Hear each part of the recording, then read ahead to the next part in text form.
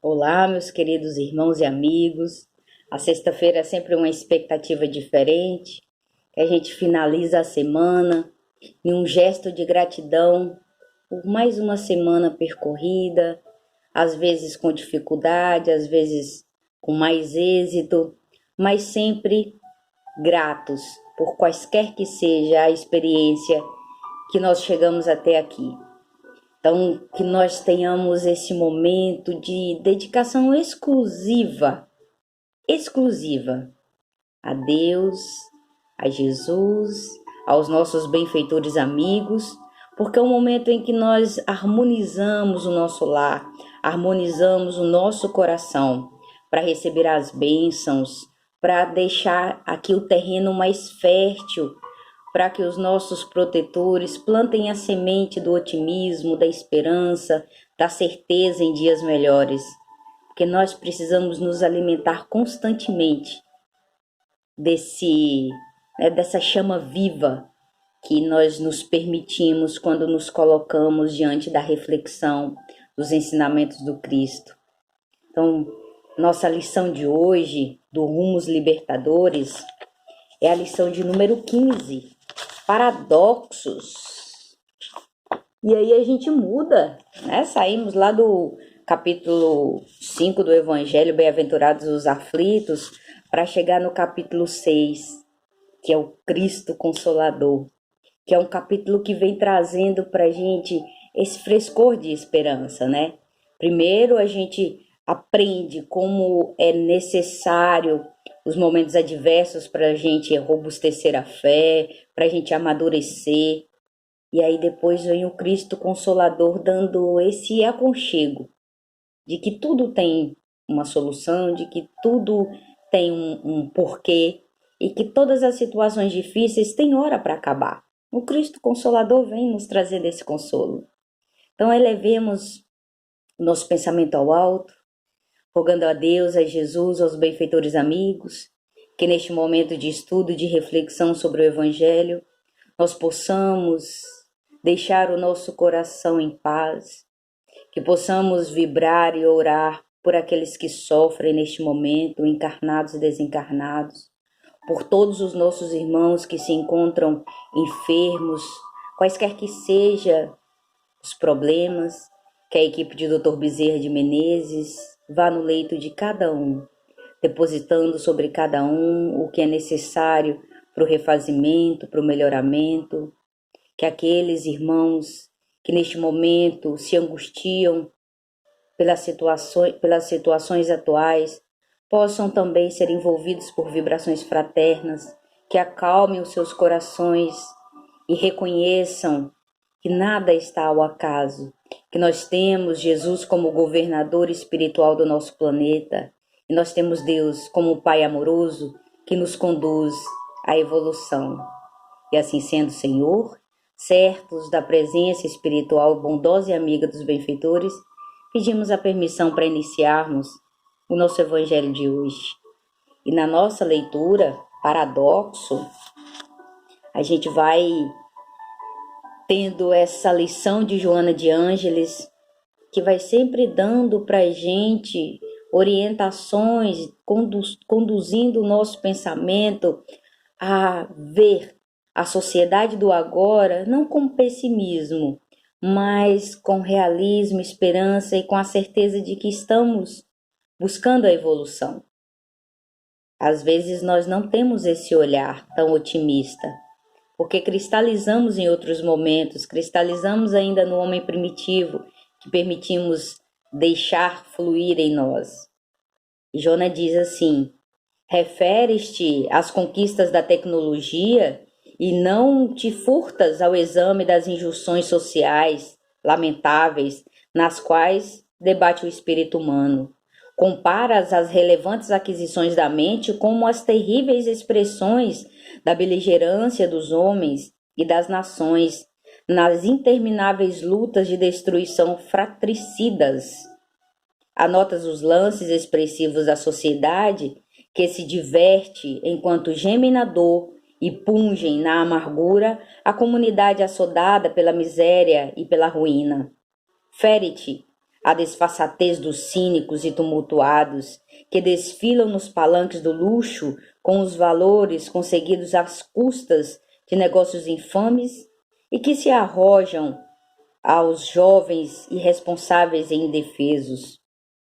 Aturdes diante do espetáculo das mentes devoradas por alucinações de vários portes, servindo de modelo a adolescentes deslumbrados pelos gozos e atraídos pelos prazeres de qualquer preço. Fala sobre os paradoxos, os contrastes, os opostos, e tens a impressão de que o bem não se implantará tão cedo nos corações terrestres. Vamos fazer uma pausa. Joana está nos chamando a atenção aqui para esse nosso olhar pessimista diante da sociedade. Quando nós olhamos o avanço da ciência, nós vemos o que é negativo nele.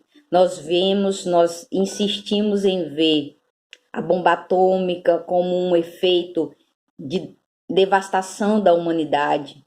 Nós olhamos para a evolução das armas como uma possibilidade também de extermínio. Nós olhamos para tantas outras situações, sempre num viés pessimista. Nós olhamos para os nossos iguais, para os nossos irmãos de política, de outros segmentos sociais, e a gente cita a política porque nós somos muito críticos com a política, não fazendo uma autocrítica, não promovendo em nós o pensamento de que ninguém chega à política sem que seja indicado, sem que seja votado, porque ainda vivemos numa democracia. Então, quem lá está por força de um voto que foi direcionado a ele, que foi confiado a ele. Então, em quem confiamos? Como confiamos? Como depositamos as nossas esperanças? Como nós podemos esperar algo se quando nós vamos votar, nós temos expectativas bem egoístas, bem pessoais, para que seja atendida a nossa exclusividade de interesse? Então, muitas das reflexões nos são necessárias para a gente parar de ver as coisas como responsabilidade do outro. Porque Joana está dizendo aqui, né? Anotas os lances expressivos da sociedade, enquanto outros estão vivendo no luxo, a gente fica chateado porque tem pessoas que estão passando por dificuldade, enquanto outras vivem no luxo. E a gente fica censurando comportamentos, fica censurando atitudes. E a gente esquece que nós somos agentes transformadores.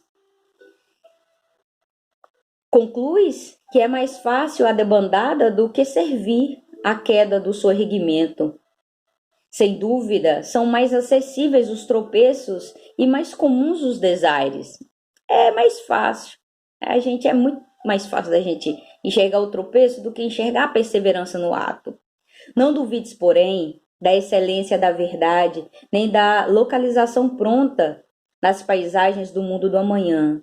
Um jato de luz absorve de um só golpe a treva reinante. Uma fagulha ateia um fogaréu. Uma semente reverdece o solo.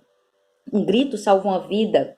Um gesto de amor altera ruidosas agressividades. Uma grama de peso desajusta uma estrutura de equilíbrio. Naturalmente, é mais fácil a conquista intelectual da qual resultam os labores tecnológicos. Quando, porém, a razão não lograr convencer o homem e uma mudança de atitude perante a vida, ou o amor, já não sensibilizar, paradoxalmente, a dor conseguirá detê-lo, chamá-lo à razão. Por isso nós estudamos tão intensamente o capítulo Bem-aventurados os aflitos, porque a dor nos convoca a refletir, a dor nos convoca a olhar de maneira diferente uma situação, a repensar, despertar-lhe o amor e atrair a paz. Faz, portanto, a tua parte. Se tá ruim, se tá difícil, se tem gente fazendo errado, se tem gente que tá roubando, se tem gente que tá desviando recursos, se tem gente que tá sendo ruim, tá sendo perverso, não seja esse o negativo. Faz, portanto, a tua parte e faze-a bem, mesmo que te pareça insignificante ou desprestigiosa.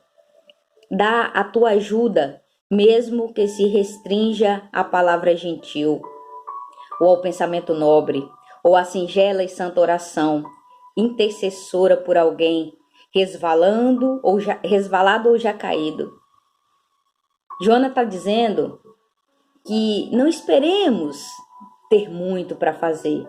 Não esperemos que todos façam para que nós comecemos a fazer. Às vezes a gente fica desanimado de fato, quando a gente vê tanta gente pedindo nesses momentos em que nós estamos atravessando a noite escura da alma, esse momento difícil de pandemia, onde muitos irmãos voltaram à miséria extrema.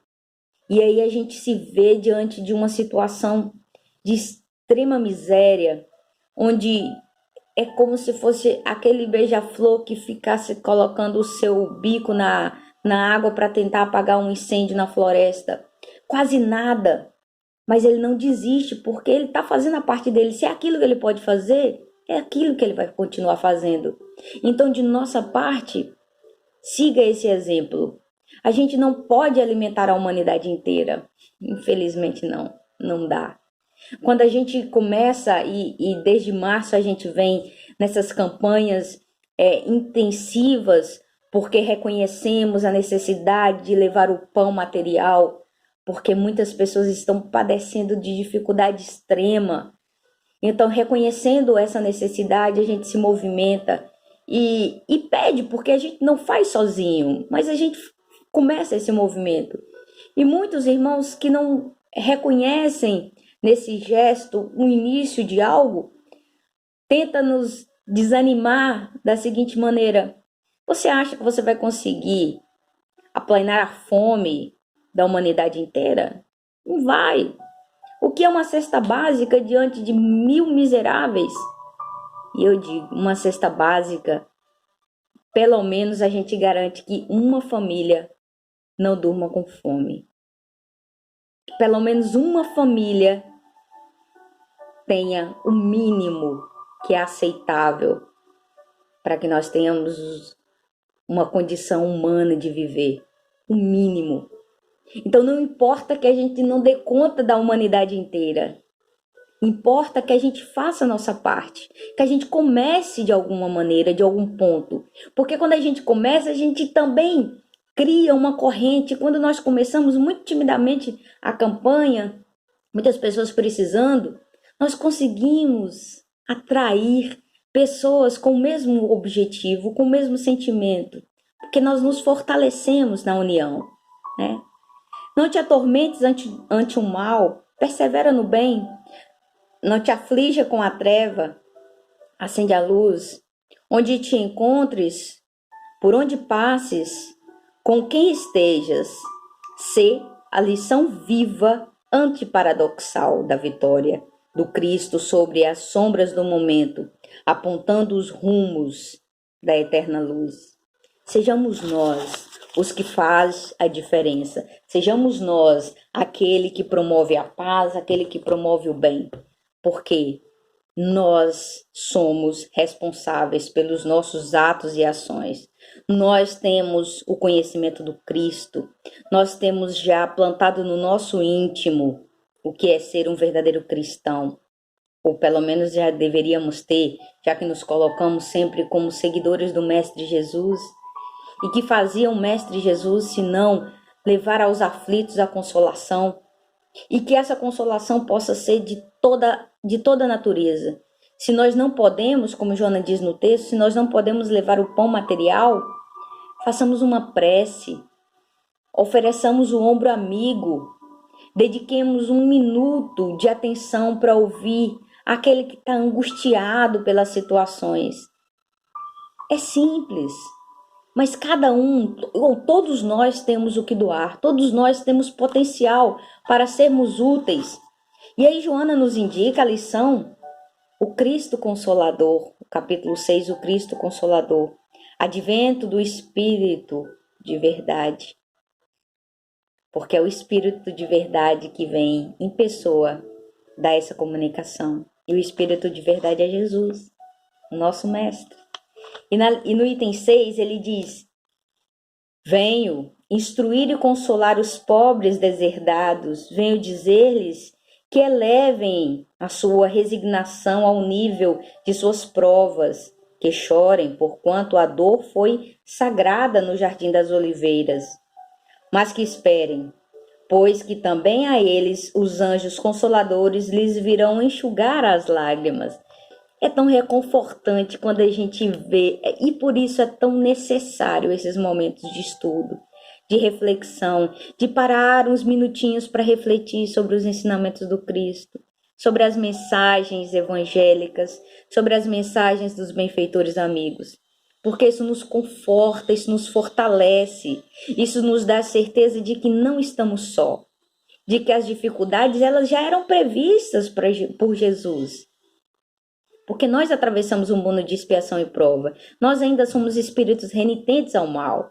Nós ainda estamos inclinados a esse olhar mais pessimista do que positivo. Mas com o estudo, com a lição, a gente vai abrindo os nossos horizontes.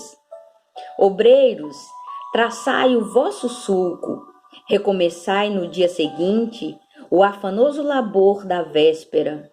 O trabalho das vossas mãos vos fornece aos corpos o pão terrestre.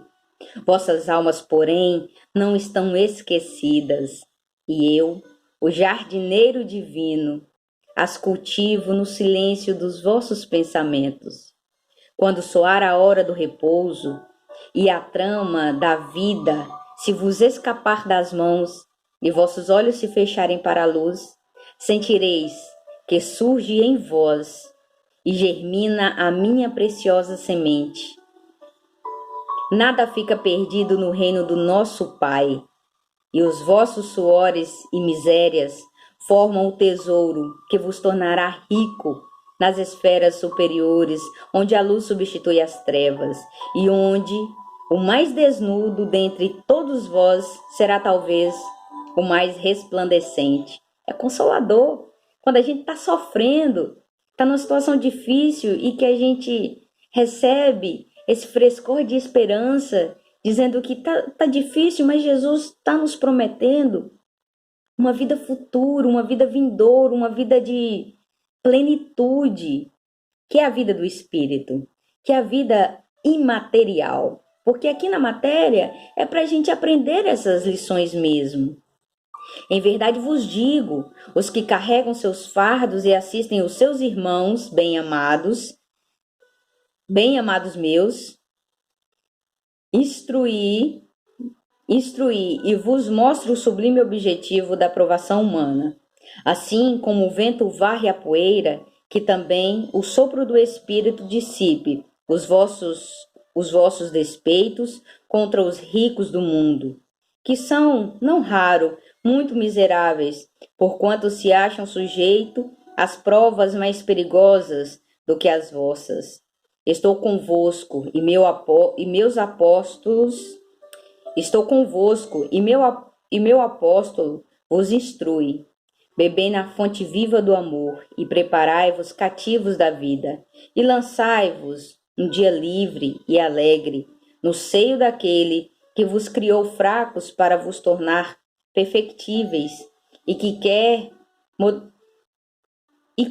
modelei-vos mesmo a vossa maleável argila, a fim de serdes os artífices de vossa imortalidade.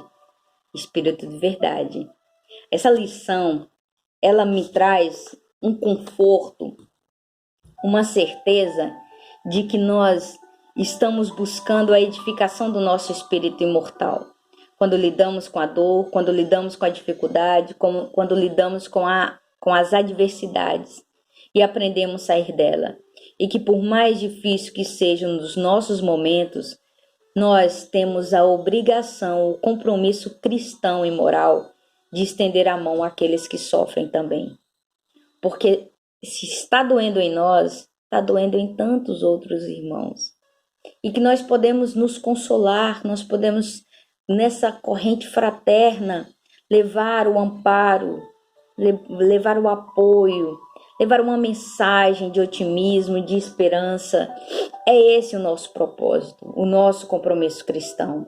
O nosso compromisso, o nosso devotamento, quando nós nos permitimos e nós entendemos que o Cristo Consolador vem para nos consolar depois de certificar das nossas misérias, das nossas dificuldades, e que não há nenhuma dor que está ao acaso, não há nenhuma dificuldade que não está sendo acompanhada de perto pela misericórdia divina. Nós somos o tempo todo agraciados pelo amor de Deus por nós. Porque se não fosse o amor de Deus, doeria muito mais, seria muito mais danoso, porque nós estamos aqui para aprender e o momento de aprendizagem requer de nós esse sacrifício, mas a esperança dos dias melhores, dos dias vindouros, vai nos motivar a vencer as adversidades que estamos vivenciando neste momento do agora, neste momento que cada um experimenta uma dificuldade, cada um experimenta uma experiência difícil de lidar com o isolamento, de lidar com a falta de recurso material, de lidar com a falta de contato humano, porque tem tantas pessoas que estão por necessidade isoladas, tem tantas outras pessoas que estão por necessidades mais vulneráveis ao vírus, porque precisam trabalhar, precisam estar nos ambientes em que se colocam mais vulneráveis, e isso fragiliza muito. Mas todos nós estamos sobre um amparo divino. Todos nós estamos agraciados pelo amor de Deus, indistintamente. Se nós estamos achando difícil, nós tenhamos a certeza de que venceremos essa dificuldade. Porque não há nada que seja perpétuo a não ser o amor de Deus. Somente o amor vence e fica para sempre. A mágoa ela é passageira, a dor ela é passageira, a enfermidade ela é passageira, tudo é efêmero, tudo passa. Mas o amor de Deus, ele vivifica em nossos corações. E é isso que nos faz fortes e diferentes. Então vamos agradecer a Deus e a Jesus por mais essa oportunidade de refletir. Refletir sobre o Evangelho do Cristo, sobre o seu amor incondicional sobre cada um de nós. Pedimos por toda a nossa comunidade, por aqueles que estão aflitos nesse momento de dificuldade, de pandemia. Rogamos por aqueles que não nutrem por nós sentimentos amistosos, que o amor divino alcance os seus corações e abrande esse sentimento, que nas nossas orações possamos sempre lembrar daqueles que ferimos, que magoamos, que de certa forma não fomos justos. E assim sendo, Senhor, certo do amparo divino, certo do amor de Maria, nossa Mãe Santíssima, pedimos a permissão para encerrarmos esse momento de reflexão. Que possamos retomar a Ele muito brevemente na próxima semana, com amparo, com amor e com a certeza de que estamos sob as mãos abnegadas de Deus, o nosso Pai. Muita paz a todos e até o nosso próximo encontro.